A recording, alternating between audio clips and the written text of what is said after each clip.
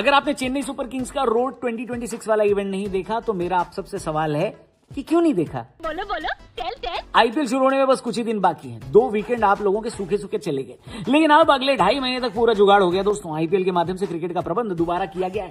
वैसे भी क्रिकेट भाई चलते रहना चाहिए इस देश में। वर्ल्ड कप के बाद जब से क्रिकेट नहीं चल रहा था, मुझे देश दुनिया की अर्थव्यवस्था की चिंता हो गई थी, लेकिन अब आईपीएल वापस आ गया है तो ये चिंता वापस इस बात में बदल गई है कि इतनी सारी इंजरी के बावजूद आईपीएल टीमें अपनी प्लेइंग 11 कैसे बनाएंगी। खैर, हम सीएसके के रोड 2026 इवेंट को डिस्कस कर रहे थे और यहां पर धोनी फैंस को मजा आ गया, क्योंकि एक फेमस तमिल सिंगर ने धोनी को कहा कि आपसे एक बार रिटायरमेंट का पूछा गया था, आपने डेफिनेटली नॉट बोल दिया था। हम चाहते हैं कि डेफिनेटली नॉट आप जिंदगी भर बोले। धोनी ने कहा कि मैं तब तक खेलूंगा जब तक फिटनेस है। सिंगर ने कहा फिटनेस तो 60 साल तक रह सकती है। धोनी ने कहा वो भी ट्राई करेंगे। यानी अभी भी धोनी का रिटायर होने का प्लान तो है नहीं। तो अगर आप धोनी के फैन हो तो ये बात सोचकर खुश हो रहे होगे कि भाई धोनी अभी कहीं नहीं जा रहे, और अगर ट्रोलर हो तो ये बात सोचकर खुश हो जाओ कि धोनी की रिटायरमेंट पर अभी और मीम बनाना बाकी है। लेकिन फिलहाल आज हम डिस्कस करने वाले हैं चेन्नई सुपर किंग्स का सीजन प्रीव्यू। तो शुरू करते हैं। पॉइंट नंबर 1, चेन्नई का मास्टर स्ट्रोक। जब चेन्नई ने रविंद्र जडेजा के बदले में संजू को ट्रेड करके अपनी टीम में लिया था तो चेन्नई के फैंस इतने नाराज थे कि कुछ की आंखों में तो आंसू आ गए थे कि भाई हमने रविंद्र जडेजा को हिम्मत कैसे हुई किसी दूसरी टीम को देने की। लेकिन क्रिकेट से ज्यादा ये एक इमोशनल डिसीजन था।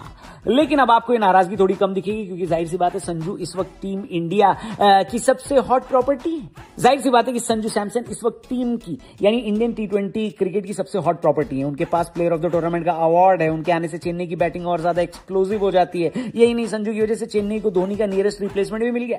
मतलब मेरे हिसाब से धोनी का इससे बढ़िया रिप्लेसमेंट चेन्नई को मिल ही नहीं सकता था। तो क्रिकेट के हिसाब से चेन्नई के लिए एक बढ़िया डिसीजन है, लेकिन मेरे हिसाब से एक मार्केटिंग स्ट्रोक भी है, क्योंकि संजू की अगर आप फैन फॉलोइंग देख लें तो आपको समझ में नहीं आएगा कि ये किसी नए खिलाड़ी की फैन फॉलोइंग है, क्योंकि सोशल मीडिया पर लाइक कमेंट के मामले में संजू विराट कोहली और रोहित को टक्कर दे रहे हैं। संजू को टीम में लेकर पूरी केरल की फैन फॉलोइंग जनता को चेन्नई ने अपने पाले में ले लिया है। आप देखेंगे कि ब्रांड वैल्यू के लिहाज से भी चेन्नई को संजू के आने से बहुत फायदा होगा। अगर आप चेन्नई की फैन हैं तो आप कमेंट बॉक्स में बताइए कि आप भी अब रविंद्र जडेजा को मिस करेंगे या आपको अभी भी जडेजा चाहिए। जो भी हो आपकी राय कमेंट करके बताना। पॉइंट नंबर 2 की बात करते हैं, चेन्नई की गेंदबाजी।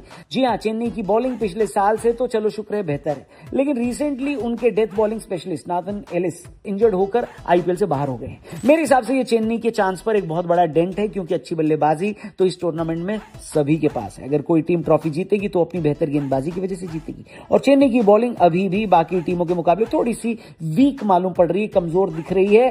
खासकर उनकी डेथ गेंदबाजी तो पूरी तरह से नाथन एलिस पर डिपेंडेंट थी, लेकिन अब उनके न होने के बाद मुझे चेन्नई की बॉलिंग लाइनअप में एक भी डेथ ओवर स्पेशलिस्ट नजर नहीं आता। ऐसे में एलिस का रिप्लेसमेंट चेन्नई को सोच समझकर लेना होगा। पावर प्ले से खलील अहमद और मैट हेनरी गेंदबाजी कर सकते हैं। अंशुल कंबोज भी एक ऑप्शन है जो कि टीम में लाए जा सकते हैं। स्पिन अब की बार नूर अहमद पर बहुत ज्यादा डिपेंडेंट रहेगी, क्योंकि साथ देने के लिए जडेजा नहीं होंगे। ऐसे में चेन्नई की गेंदबाजी मुझे थोड़ी तो हल्की नजर आ रही है। आपको कैसी लग रही है कमेंट करके बताना। फिलहाल बात करते हैं तीसरे पॉइंट की, चेन्नई से जुड़ी हुई, वो है चेन्नई की बैटिंग। चेन्नई ने अपनी बल्लेबाजी में पिछले साल ही चेंज करना शुरू कर दिया था। उन्होंने डैडी आर्मी से अपने आप को यंगस्टर आर्मी बना दिया था। कई सारे यंग खिलाड़ियों की भर्ती कर दी थी, और अब चेन्नई के पास बैटिंग पावर काफी एक्सप्लोसिव है।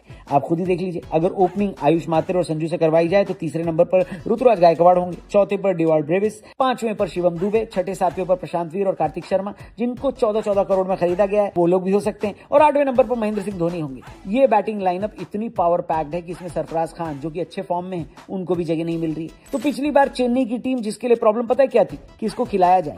अब की बार उनकी प्रॉब्लम ये होगी कि किसको बिठाया जाए। वैसे मेरे हिसाब से सरफराज को खिलाना चाहिए, लेकिन किसकी जगह खेलेंगे ये मेरे को नहीं पता। आपको पता है तो कमेंट करके बताना, और ये भी बता देना कि आपके हिसाब से अब की बार चेन्नई प्लेऑफ में पहुंच रही है या नहीं। पिछले साल तो चेन्नई नीचे से टॉप की थी, क्या अब की बार कुछ बेहतर होगा, प्लेऑफ में पहुंचेंगे और ट्रॉफी जीतकर धोनी को विदाई दे पाएंगे? कमेंट करके बताना। चैनल को भी जरूर सब्सक्राइब करना। Thank you for watching. जल्दी मिलते हैं। जय हिंद।